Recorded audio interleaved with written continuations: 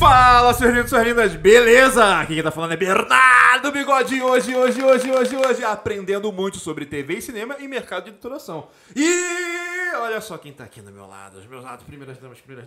Claro, sempre. A minha melhor amiga de hoje, Tinda Costa, a mineira mais simpática que eu conheci hoje. Oi, gente, estou aqui para falar um pouco do livro que a gente fez, eu e o Alê, vocês vão saber mais. A Filha da Mãe, eu acho que vai ser um bom papo. Estou gostando do Bernardo também, meu melhor amigo. Ah, bate aqui! E no meu lado esquerdo, ele, o ilustrador, jurado, o maluco ninja dos desenhos e das rotadas de todos os softwares possíveis, Alexandre Magalhães! Espero que vocês gostem desse papo e...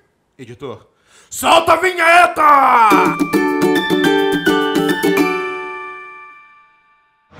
Vamos lá. Nessa aventura maravilhosa de roteiro, quadrinho, livro, filme, tudo, como vocês se conheceram? Posso saber? Tida, para pra mim.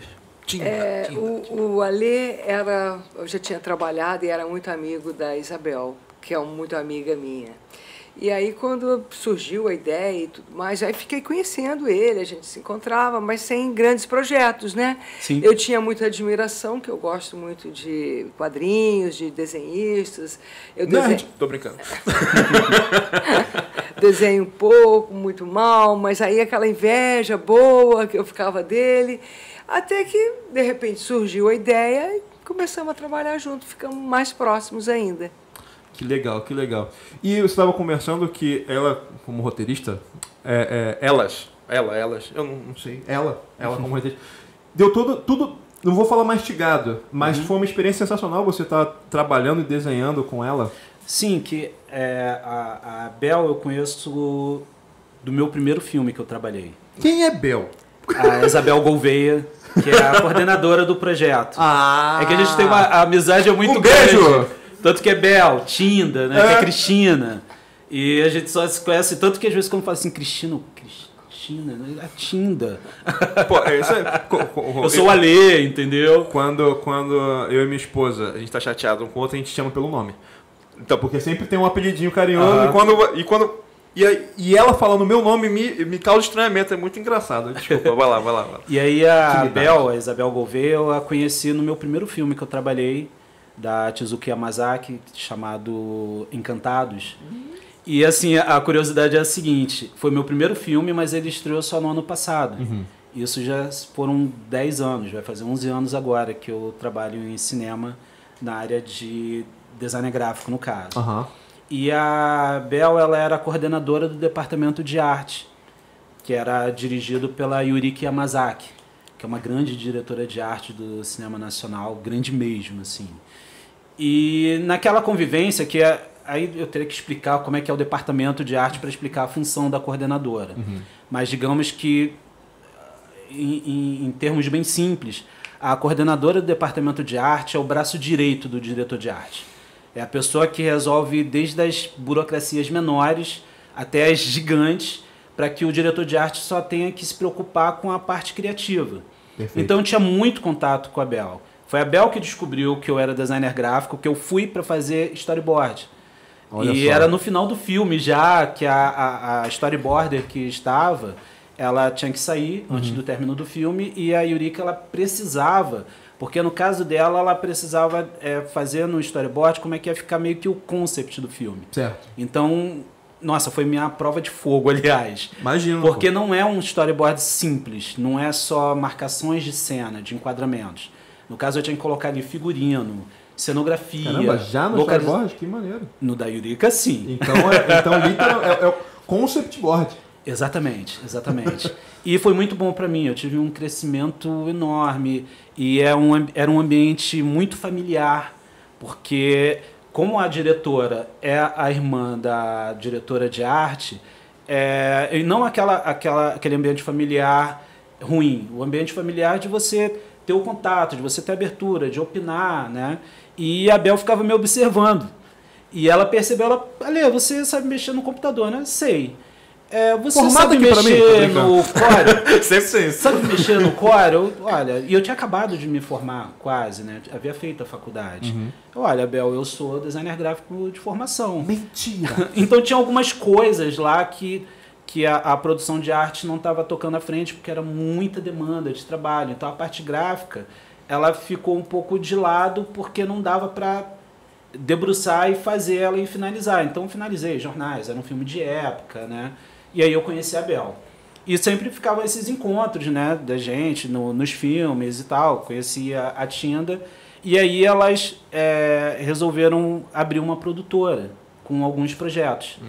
E dentre esses projetos tinha a Filha da Mãe. Filha da Mãe! Olha que coisa bonita. A minha parte de designer gráfico foi requisitada para fazer a apresentação dos projetos. Certo. Porque em audiovisual... Então não era ilustração de primeira? Ou acabou se tornando? Sim, porque quando eu me apresento, principalmente em audiovisual, eu sou o designer gráfico que desenha. Justo. Então acaba que eu sou absorvido nas produções. O Ale, ele também pode desenhar e tal. E isso pra mim é ótimo. Claro.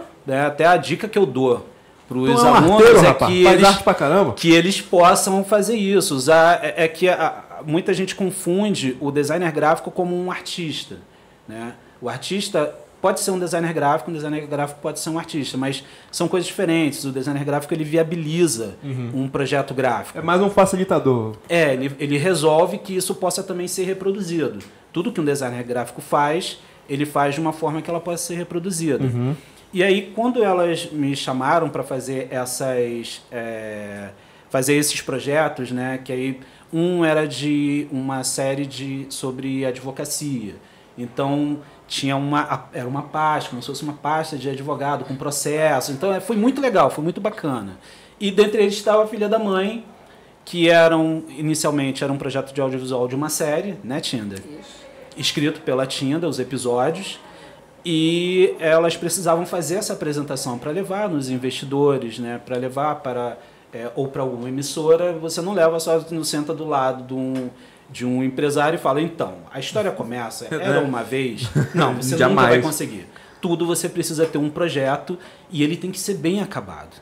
E ele tem que comunicar. Então, todo o texto foi diagramado, elas faziam os tratamentos desse texto que tinham nos projetos, e aí eu tive que me inteirar do que era. Eu li os roteiros, eu li tudo. Então, eu sabia já o que era a Filha da Mãe para eu poder fazer o projeto gráfico. Né, que foi até iniciado o personagem, já fechava o olho e via. Né, Tinda? Foi uma outra pessoa havia feito lá atrás para vocês. E aí eu fiz tipo um redesenho desse projeto. Ok. Só que a gente está num período muito complicado para novos projetos de audiovisual. Imagino. Né? E a maioria dessas empresas e emissoras querem já tudo pronto. Né? Até elas fizeram um teaser muito legal, né, da Filha da Mãe, muito legal mesmo, muito bem feito. Só que isso tudo onera demais. Né? Você precisa ter um background financeiro bem grande, né?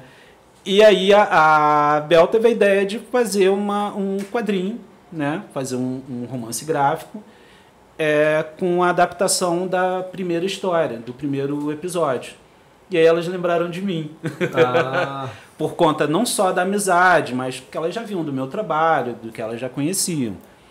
E aí nós partimos para a adaptação. Então, por isso que eu disse anteriormente que elas me facilitaram, porque eu recebi o projeto já com o que elas queriam dos atores, quais os atores que elas estavam pensando, né, da personagem principal, o contexto todo. Então, eu já estava bem enturmado. Que uma das questões que eu tinha é que o tema é sobre violência contra a mulher. Certo. E aí eu pensava, cara, será que de repente não deveria ser uma mulher para fazer os desenhos também, até para... E aí a própria Tinda me falou que não, é uma questão de confiança, a gente confia e sabe que você conhece o projeto. Que responsa, hein? Porque tem isso, tem a questão de representatividade e lugar de fala. Mas eu acredito que não se perde o lugar de fala sendo a Tinda a roteirista. Perfeito. Né? E elas me deram todas as possibilidades de para onde poderia ir, como poderia ir. Tudo eu apresentava para elas, eu acho que esse personagem tem que ser assim e tal. Tudo era... Eu nem digo discutido, era tudo sempre conversado. Sabe quando você sente que está no caminho, né, Tinda? Não teve assim aquelas... eu não concordo que seja assim. Eu acho que... Não, tudo foi muito tranquilo, sabe? Eu falo demais, hein?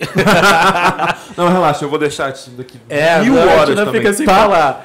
Não, e aí foi isso. Eu fiz os concepts, né, para poder elas entenderem qual era a minha proposta. Como eu não sou um quadrinista de formação, eu procurei pesquisar quadrinho nacional. Alguns colegas, conheci gente maravilhosa de quadrinho, muita gente boa, né? Depois até indico aí alguns quadrinhos de uns caras bem legais. Eu quero! E eu pude ver, e aí entra a parte do design gráfico, que é de projeto, né, de entender, olha, a gente precisa fazer algo que tem um tempo, né, a gente não podia deixar passar também demais, porque eu tive que intercalar entre os projetos de cinema e fazer a história. Perfeito. Né? E tanto que eu assumi de fazer o projeto gráfico, de fazer a cor, de fazer a finalização, porque eu tinha o entendimento de que no final ela tem que ter uma cara, é fazer projeto gráfico mesmo, não é só desenhar, né? O que a gente queria passar. Então tem mais ideias que é legais, que essa ideia foi da Tinda, o crédito é da Tinda, que as páginas elas têm uma cor só, elas são monocromáticas, mas elas respeitam algumas cores, tipo, tudo que tivesse violência ou tá dando spoiler, fosse anunciar a violência, spoiler, é em vermelho. O que é o hospital, que é o cenário da personagem, que é uma enfermeira, é o turquesa. Né? A casa dela, que é o ambiente dela ali, é azul. E essa foi uma ideia da Tinda. Tem toda né? uma Que foi muito legal, cor, né? porque ela resolve um problema que, como a gente não tinha muito tempo e eu ia assumir toda essa parte gráfica, pintar ia ficar complicado, porque... Né? Você é um ilustrador, você sabe disso. Sim. Montar uma página de quadrinho sozinho é complicado.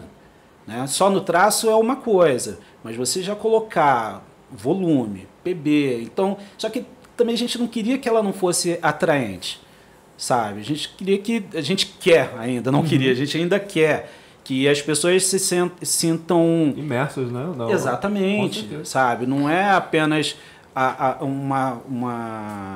nossa contribuição nessa luta contra a violência doméstica. Né? No caso da Cleo, a personagem principal, nessa primeira história, nesse primeiro momento, ela luta contra a violência doméstica contra a mulher. Mas existem outras histórias, que é contra minorias, contra negros, contra preconceito social. Homossexuais. Exatamente, homossexuais. Então, aqui até tem alguma coisa. Então, a gente queria fazer com que a pessoa viesse até nós, mas que não por uma coisa só social, mas que se sentisse atraída com um produto bom. Com certeza. Né? Tanto que o papel também foi a nossa escolha. A gente preferiu um papel que desse um acabamento melhor, que aceitasse a cor. Aí eu fui na gráfica também junto com ela, a gente conversou. Sabe? Foi um processo bem bacana mesmo. Sensacional. Agora, deixa a Tinda falar, por favor, garoto. Claro, com certeza. Vamos lá. E depois eu acabei que eu pulei uma pergunta, mas talvez eu deixe essa pergunta pro final. Romance gráfico ou romance em quadrinho? De onde vieram as histórias, a ideia do próprio livro em si, do impresso, vamos botar. Que aí impresso fica mais tranquilo, que ele comentou que tinha uma ideia X, aí ficou uma ideia Y, mas é contar histórias, e agora eu já vi que tem mais histórias vindo por aí, talvez? Não sei. Como é que foi tudo? Fala pra mim, menina! Bom, da criação do roteiro, isso. Eu estava para me aposentar, eu queria sair. Pode fazer isso com 25 anos, que eu estou vendo aqui. Não entendi. E aí eu queria muito, porque a vida inteira mexendo com histórias, né? E queria muito, apesar de eu ser jornalista por formação, eu queria escrever. Sempre gostei muito de escrever, de contar histórias e tal. E aí pensei, porque eu trabalhava no GNT, que era um canal voltado para a mulher, total, né? Eu pensei e eu achava que havia uma deficiência nesse aspecto no meu canal, de não valorizar as mulheres, os personagens femininos, entende? Então, a gente começou, o canal tinha começado a investir em ficção, mas apareceram coisas que não tinham absolutamente nada a ver com o universo feminino. Então, quando eu comecei a pensar na Cleo, pensei primeiro um personagem voltado para um mercado, para um nicho, que seria o público do GNT, que seriam as mulheres. É como se fosse um recado para elas. Mas quando eu comecei a pesquisar, eu vi que o assunto é muito mais abrangente, é muito maior.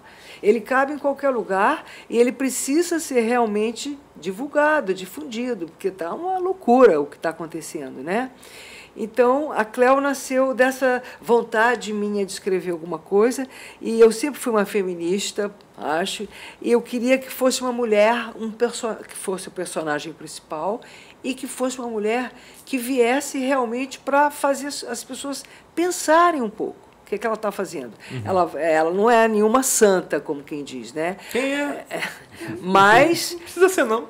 Ela tem, como todos nós, tem lá seus defeitos, mas ela tem esse altruísmo de querer ajudar as outras pessoas. Não só as mulheres que sofrem agressões, que sofrem com a violência no lar, mas também as outras minorias, como o Alê falou, entende? Os homossexuais, tem questões de racismos, tem vários tópicos dentro das histórias que eu esbocei, porque não escrevi todas. Crianças também. Só fiz 4 episódios. Então, que falaria disso aí. Tem uma da pedofilia, entende? Então, ela atacando esse tipo, ela lutando contra coisas que ela acha que são realmente erradas. Que são erradas mesmo. Ah, que legal, que legal. Então, nasceu assim. Pô, sensacional. E aí você comentou, jornalista, trabalhou no GNT, falei de ilustração, mas foi a pergunta que eu não fiz, que era a primeira pergunta, porque eu sou desse, e o microfone fica na frente da minha cola. Como é que surgiu tudo, a profissão? O que vocês fazem? De onde vocês vieram? O que vocês comem? Eu fiz essa piada 1000 vezes, mas vou fazer ela mais uma vez. A sua formação, Tinda, qual é? Que para os nossos alunos, eles sabem, qual o caminho que eu tenho que percorrer para chegar lá?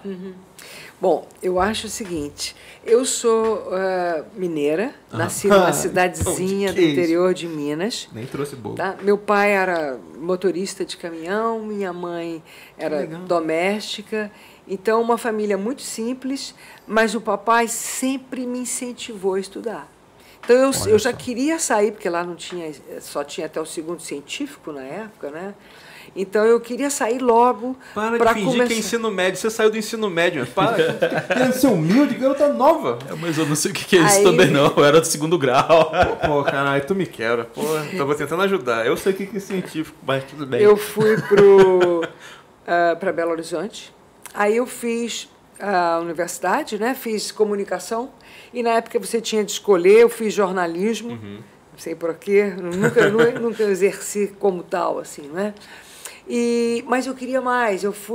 Na época que eu estudava, eu trabalhava como taquígrafa do Tribunal de Justiça. Caralho! Vocês nem sabem o que é isso, né? Escrever rápido. Taquigrafismo? Sou ligado. E isso me ajudou muito, porque eu podia pagar meu curso e sonhar alto, né? Comprei carro, eu fui comprando as coisas. Até o momento que eu achava que não, que eu queria um pouco mais. Eu pensei que surgiu uma oportunidade e eu fui, naquela época, no início dos anos 80, como se dizia, desculpe aí, na porra louca para a Europa. Vai, o nosso primeiro pi! Aê! Desculpa. Relaxa. Agora já era, o editor que se vira. Vendi tudo, até meu violão, e fui. Pô, a família não queria, papai queria, mas mamãe não queria de jeito nenhum, onde já se viu isso e tal. Fiquei uns 3 meses em Roma, na Itália, e depois fui para Londres. Só para comer pizza e tomar chá. Não chega. Vida. Foi a chance que eu tive. E aí, em Londres, eu aprendi bem o inglês, que eu sabia de música de Beatles, aquela coisa toda da escola que a gente tinha, né? Perfeito. E comecei a trabalhar, fazendo tudo. Trabalhei em fábrica de bicicleta, fui au pair, cuidando de criança, fiz caixa de wine bar, o que aparecia. Quando o inglês estava mais ou menos, eu comecei a fazer freela na BBC de Londres. Pô, que irado, serviço brasileiro. Aí ganhava. Ia para lá um brasileiro qualquer, um Maluf. Eu corria atrás do Maluf, uma entrevista com o Maluf, ganhava meu dinheiro. Aí fiquei, era uma comunidade pequena de brasileiros, conheci o pessoal da Globo e eu inventava matérias. Eu tinha de inventar para...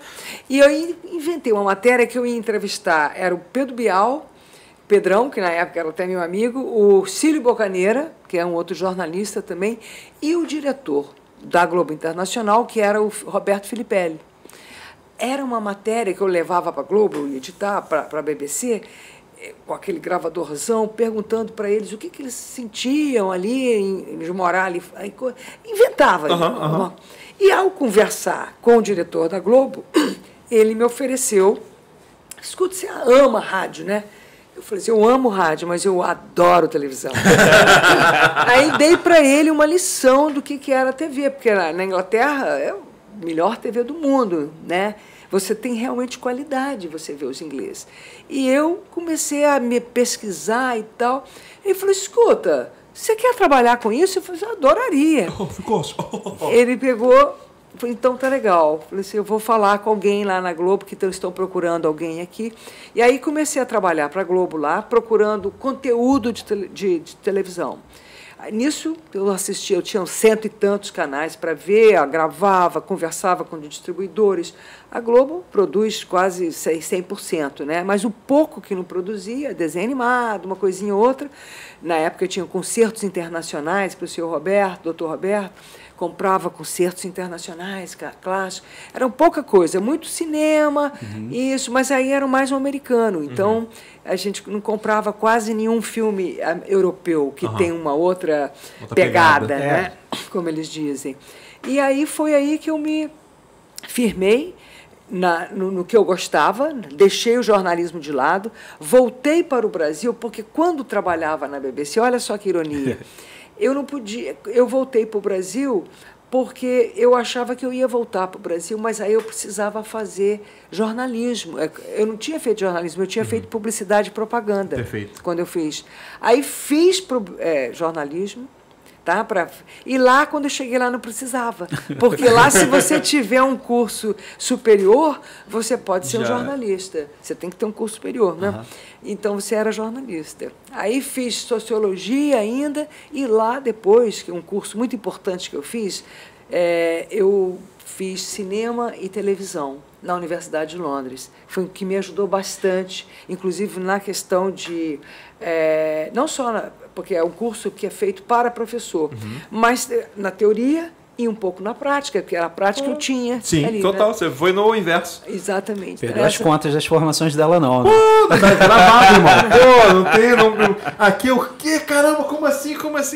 Eu fiquei pesado, mais pesado que eu já sou, só para Mas isso ajuda, a gente sabe disso, né? Que a gente não pode parar, né? Nunca. Que é isso que mantém a gente jovem, entende? Quanto mais você aprende, mais você quer saber, e é isso que... né, que leva a gente para frente. E o que só reforça, baseado no que você falou, é que não existe sorte. Não. Existe o querer e existe estar preparado. Você tem que estar sempre preparado. Exatamente. Até uma das coisas que eu gosto de falar nas palestras é exatamente isso. Você tem que sempre abrir seu horizonte. Total. Né, e sempre estar preparado. Então, nada deve passar desapercebido. Você absorve tudo que está à sua volta. E principalmente, por exemplo, aí puxando a sardinha para o meu lado, né? Quando eu fazer design gráfico em audiovisual é diferente do design gráfico comercial. Certo. A gente trabalha com... o designer gráfico comercial, ele trabalha com um diferencial. Você cria um produto, você cria uma marca que ela tem que ter um diferencial dos outros concorrentes. Já no audiovisual é o contrário.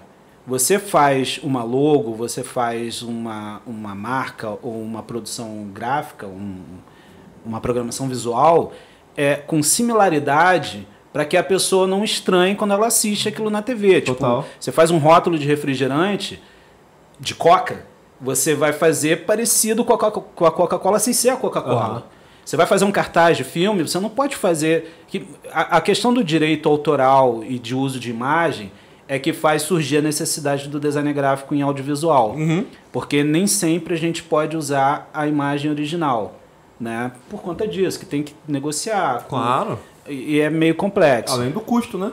Exatamente. Então, sempre eu preciso saber o máximo possível do que vai ser a história do filme que eu estou trabalhando. Por exemplo, no último que eu finalizei agora, tem uma jogadora de vôlei, de praia. Então eu tive que pesquisar o universo de campeonato, de vôlei de praia, mesmo tendo poucas cenas. E aí o outro personagem é um médico, pediatra. Então você tem que saber direito como é que é esse hospital, e aí qual é a paleta de cor que o diretor de arte está escolhendo. Então você sempre tem que estar estudando coisas que são até fora da sua disciplina. Né? Você não tem só que saber sobre história da arte, sobre Gestalt, sobre teoria da cor. Você tem que saber realmente muita coisa. Você tem que abranger bastante. E isso me ajudou no quadrinho da Filha da Mãe. Porque até algumas pessoas falam assim, poxa, mas caramba, os cenários, né, que foram colocados, como é que se resolver isso? Muita gente tem muitas questões que eu nem imaginava que poderia ter, mas que me ajudou foi dentro disso, do estudo, da pesquisa que não acaba nunca. Entendeu? Para vir para cá eu tive que fazer algum tipo de pesquisa, de imaginar, pô, o que será que vão me perguntar? Será que eu vou saber responder? Será que... Sabe? Porque é muito sério você ter esse poder aqui, de ter um microfone diante de você, né? E de falar com pessoas que estão interessadas em seguir dentro ou da minha área especificamente ou da área da Tinda. Que, olha a formação da Tinda. Nossa. Entendeu? Sabe? Estudou, hein? Não, e assim, e é uma pessoa que por conta do caminho que ela tomou agora para poder escrever, ela não para de estudar. Você pode conversar qualquer assunto com a Tinda. Se você puxar... Pesquisa, né? Tô pensando em comprar uma vara de pesca, mas a isca não tá... É exatamente por aí. Aí ela tira do bolso.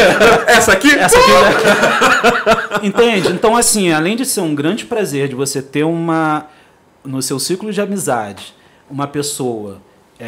desse nível, não porque ela está aqui diante de mim, entendeu? Eu sei como é que é, ela é minha melhor amiga. Que é ótimo, e só cresce, sabe? Você não perde com conhecimento, você não perde 1 milímetro quando você abraça conhecer, saber, se informar, sabe? E acredito nisso, né? Como eu vejo aqui na própria Zion, quando passo, então, acho que eu não fico olhando assim, pô, o que eles estão aprendendo agora, o que eles estão...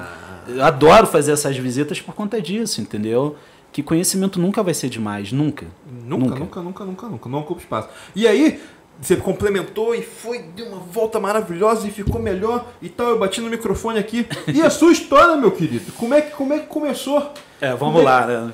Vamos lá. Bom, alguns alunos da Zion até conhecem um pouco da minha história, né? Aí a gente acaba virando tipo um storyteller. Aqui é para os que ainda não conhecem. Exato. Eu sou Na verdade, eu nasci em São Paulo, né? Mas é uma mistureba grande, porque eu me considero da Baixada Fluminense, porque meus pais são de lá. Eu sou de Nova Iguaçu, hein? Cuidado. Então, meu pai é de Caxias, certo. Meu pai e minha mãe. Guys! Só que a gente morou em Belfor Roxo por um período muito longo. Minha mãe, aliás, ainda mora lá no Sargento Roncalli. Minha mãe trabalha em Shangri-La. Então, perto do Sargento Roncalli. Gente! eu já namorei a menina de lá. Olha isso. E o que acontece? Meu pai, ele sempre gostou muito dessa coisa de quadrinho, de cinema, sempre. Pô, maneiro, hein? Minha mãe é professora de dança, então eu tive muito apoio também. Da minha mãe, no caso, né? E, pô, que bom, que legal saber disso. Exatamente, que você... Veja bem, né? Quem é da Baixada Fluminense sabe como e pelo menos na minha época lá, na década de 90, 80, vamos ir para trás, não tinha esse acesso a você aprender a fazer entretenimento. Entendeu? Não tinha internet. Não tinha internet. Então a gente via muitas coisas pela televisão e tal, e aí o bichinho foi puxando. E o meu ponto de virada foi meu pai. Total, porque legal. Como ele gostava, já desenhava, mas não pôde, né, por conta da vida que se leva e tal, ele não pôde dar continuidade. Então ele tinha uma coisa comigo e as minhas irmãs, de que se a gente fizesse essa escolha, ele ia dar total apoio e deu. Pô, que maneiro. Apesar do meu pai gostar e tal, não tinha orientação de qual caminho seguir. Que as formações eram, né, segundo grau, o antigo segundo grau, que hoje é ensino médio, né? Você tinha científico, administração, você tinha formação de professores, você tinha o geral, que era tudo e nada ao mesmo tempo, né? Que você ia ter que fazer faculdade para ter algum... E tudo você tinha que ter uma profissão. Justo. E aí, como é que faz, né? E aí ficava pesquisando. Aí eu fiz o 2º grau de publicidade, que tinha uma propaganda de um curso chamado ETEC, Escola Técnica de Comunicação, que era no centro. Pô, pai, e aí ele, você quer fazer? Quero. A gente aperta o cinto e você faz. E aí eu fiz 2º grau de publicidade. Aí lá meio que aprendi a fazer storyboard, aprendi a fazer Olha só que maneiro. design gráfico, quando não se chamava design gráfico ainda aqui no Brasil. Pô, era programação visual. Até hoje não tem uma tradução de design gráfico. Exatamente, né? Exatamente. E aí eu fui tocando barco e tal, e meu pai até onde ele pôde, que foi o 2º grau, ele, olha, o 2º grau eu garanto para todos vocês. Faculdade, infelizmente, eu não tenho como. E como eu inicialmente queria fazer arquitetura, mas não dava porque era integral, fazendo fundão, por exemplo. E aí não tinha grana para poder bancar o cara. Então vamos embora. Eu fui trabalhando. Aí trabalhei em muitas empresas de programação visual, né, que era de fazer grandes formatos, plotagem. Então eu tenho um conhecimento dentro disso. Suja a mão, tá toda suja de tinta aí. Ó. Eu não imaginava o quanto isso ia me ajudar, porque eu também trabalhei em empresa de pintura de faixas e tal, cartazista, né? E eu ficava achando assim, nossa, eu acho que eu tô meio perdido, que eu tô uma hora fazendo uma coisa, outra. Até que, passando por tudo isso, eu resolvi fazer faculdade, isso até um pouco tardio, né? Eu fiz faculdade já com a idade que eu já estava trabalhando e poderia pagar a faculdade. Uhum. E eu me formei lá no foi centro. No seu tempo, irmão. Mas foi exatamente isso. É isso aí. Tanto que foi lindíssimo, eu tirei ótimas notas. Pô, isso aí, cara. E aí eu me formei, eu fiz o Politécnico de Design Gráfico, na Estácio. Só que o cinema era um bichinho que ficava sempre na antiga unidade ali da Uruguaiana. Que agora eles passaram Marcelo Gemal? Marcelo Gemal? Marcelo Gemal. Cara, Marcelo Gemal é meu mestre. Cara, viu? Meu também, em São Paulo, aliás, Gemal, se você puder escutar, você é meu mestre. Beijo. Aliás, tem vários mestres ali. Tem o André Gemal, lembra César do Valério? Neto. Quem? Valério Barbudão. Acho que acho que eu não conheci, não. Ela é ninja. Muita gente boa ali, teve muita gente boa. Ana Bia, nossa, muita. Eu vou ser injusto se eu não falar o nome de todos eles. Vai ter outro, só falando. E aí o bichinho do cinema, até uma das pessoas que foi responsável foi o próprio Gemal, que eu estava indo já para o projeto final. E aí eu queria fazer meu projeto final para uma instituição que eu vi no jornal, no RJTV, falando de uma ONG de cinema que ensinava audiovisual para a periferia. Pô, que legal. Aí eu pensei do meu projeto final ser um produto para eles.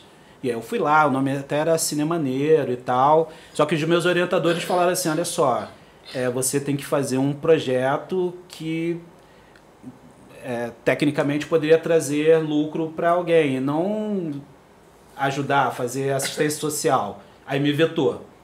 Mas eu terminei a faculdade, voltei lá, falei, olha só, eu quero fazer alguma coisa para vocês. E aí um dos rapazes, eles estavam fazendo um apanhado de curtas-metragens deles, e eles queriam fazer a capa e fazer a label do DVD. Eu posso fazer isso daí, fiz da melhor forma que eu pude, né? Como eu sempre gosto, né, de fazer com os detalhes, direitinho. E aí ficou aquela amizade ali cristalizada. E conversando com o Gemal, ele que me deu orientação, porque o Gemal é casado com a Gisele Tigre. Que é atriz. Perfeito. E aí ele já entendia dessa coisa de audiovisual. E aí eu sempre conversava com ele, pô, Gemal, nossa, eu queria tanto.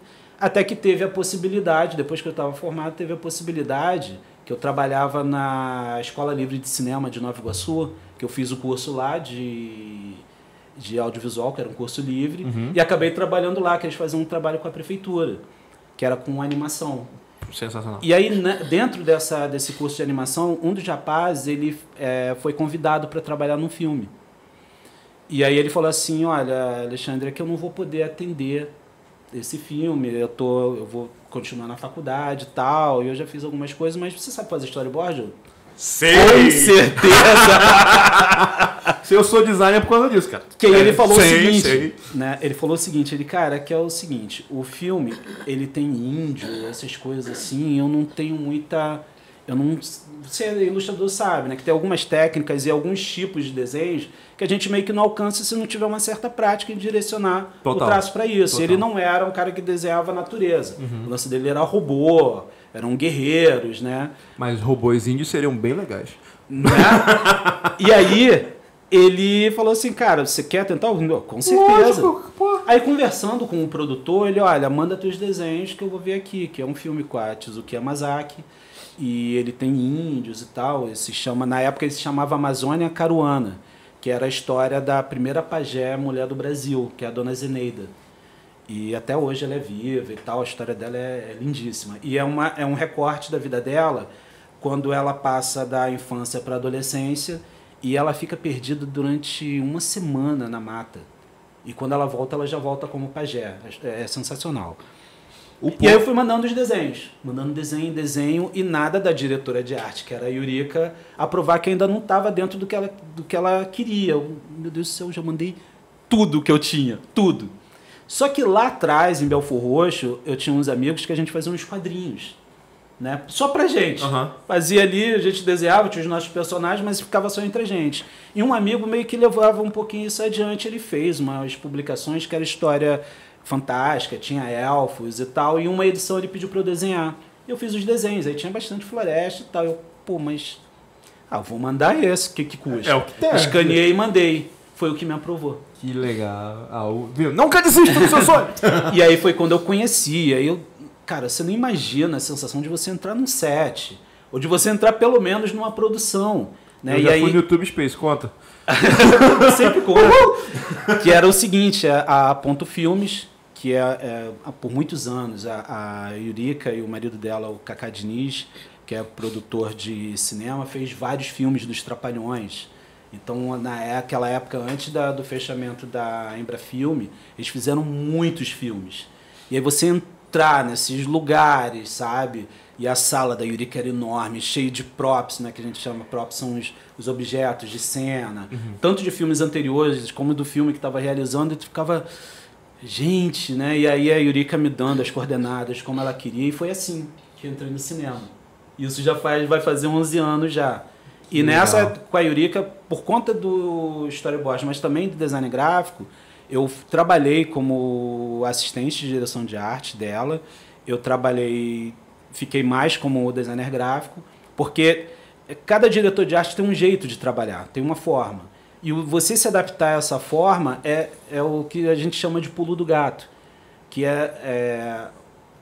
são concepções artísticas, às vezes muito complexas, que têm um ponto de partida ou de uma cartela de cores, ou de cenas de outros filmes, ou de quadros clássicos, e por aí vai. E você tem que entrar nisso e traduzir para uma caneca do podcast da Zion. Zcast!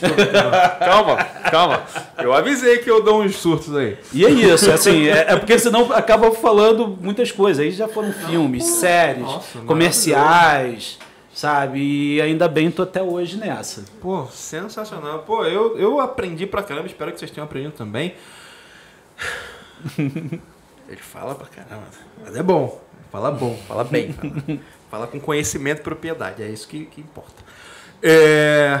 Tinda e Alexandre, eu queria de todo o coração agradecer a presença de vocês. Eu aprendi demais, espero que vocês tenham aprendido também. E eu queria pedir para vocês alguma consideração final para os nossos alunos que querem ser ilustradores, querem ser publicitários, jornalistas, escritores, diagramadores, produtores, editores. O que vocês podem falar? Fala alguma coisinha, fala aí, Tina. Fala um toque, uma consideração. Bom, o que eu posso dizer é que a gente tem que realmente correr atrás do sonho, né? Aquela vontade de fazer. E muitas vezes aquele sonho acaba se transformando em outra coisa. A gente descobre isso no meio do caminho. Mas você tem que realmente se esforçar para chegar lá, entende? Não só com estudo, mas aí eu discordo um pouco de vocês, não que eu acredito em sorte como tal, mas aquela questão do acaso. É bom que você esteja no lugar certo na hora certa. E para isso você tem que se movimentar, entende? Sim. Então, quando vier aquela oportunidade, você vai estar preparado, né? É isso que eu posso dizer, porque é o que eu aprendi nesses anos todos e que ainda estou tentando colocar mais ainda em prática, tá? Eu acho que pode ajudar muita gente. Com certeza, com certeza. E aí, meu amigo Guimarães? Ô, Magalhães, tô brincando. Bom, o que eu posso dizer para os alunos, não só os alunos da Zion, mas todas as pessoas que estão começando, e sei que esse podcast alcança bilhões, né, bastante gente, complementando o que a Tinda falou, né, você buscar o seu sonho, sabe? Mas tendo também a responsabilidade de entender se o teu sonho ele não é apenas algo, um encantamento, entendeu? Algo assim que você está vislumbrando, de repente, fama, ou simplesmente se é algo que realmente tem a ver com você, né? Eu tive muita sorte de ter pessoas ali na minha origem, lá atrás, meu pai, a minha mãe e as minhas irmãs, que me deram apoio. E muitas vezes isso não acontece. Então é você entender o ambiente onde você está, o meio onde você vive e o que você tem dos elementos que possam fazer você atingir aquele objetivo, né? Que a arte ela é algo que ela sempre está em mutação. E você tem que modificar junto e entender qual é o teu caminho. Pô, a gente falou aqui de várias profissões possíveis, né? Nós falamos aqui de quadrinho, nós falamos aqui de cinema, nós falamos aqui de rádio. Tem várias possibilidades, não só dentro da minha área, como na área da Tinda. E dentro disso você entendeu o que você pode fazer de melhor, sabe? Não achar que você é menor porque você não faz um desenho hiperrealista. Isso não existe. Não, jamais. Entendeu? Você pode fazer cartoon, você pode fazer caricatura, você pode fazer desenho realista, você pode fazer desenhos abstratos, mas você tem que encontrar aquela chama que habita dentro de você. Isso não pode te desviar da sua essência.